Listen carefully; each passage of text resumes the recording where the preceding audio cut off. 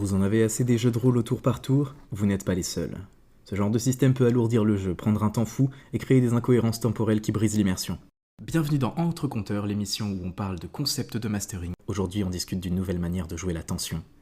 Générique.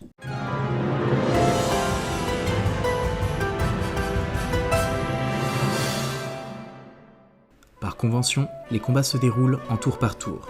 Joueur A, puis B, puis C, puis D, puis les adversaires, 1, 2, 3, 4, et encore et encore. On risque de tomber très vite, avec cette formule, dans le fameux piège de « je te tape, tu me tapes, je te tape, tu me tapes », c'est long, c'est chiant, ça prend du temps dans vos parties, ça n'intéresse personne, à moins que le système soit axé sur la stratégie. Et si on vous disait qu'il existe une meilleure manière, un système où l'action ne s'arrête jamais, où l'immersion est totale et où chaque moment est rempli de suspense et d'excitation? Bienvenue dans le système par phase. Prenons un exemple.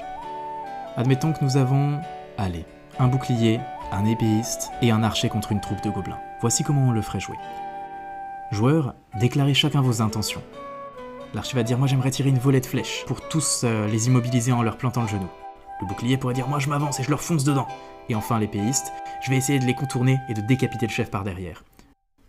En tant que maître du jeu, vous allez prendre toutes ces intentions de jeu, et une fois que vous les avez toutes, les joueurs font leur jet. Là vous constatez, et c'est à vous d'arbitrer et de décrire la suite par une petite cinématique. Au lieu de jouer du tour par tour jusqu'à ce que tout le monde ait attaqué, en une seule phase, en un seul jet de dés par joueur, nous avons probablement déjà joué la moitié du combat, et il ne reste plus qu'un seul adversaire, le boss principal. D'habitude, un combat, ou une situation intense, est fini en 3 phases maximum. En gros, vous pouvez l'utiliser pour toutes les scènes de haute intensité, pas nécessairement les combats. Ça peut être dès que vous êtes repéré, alors que vous cherchiez à être discret en tant que joueur. On lance une phase de tension. Et cette phase de tension sera résolue en 3 fois. Avec à chaque fois les intentions des joueurs, les jets de dés, le maître du jeu qui va décrire de manière narrative et cinématique ce qu'il se passe, avant qu'on rejoue. Le résultat?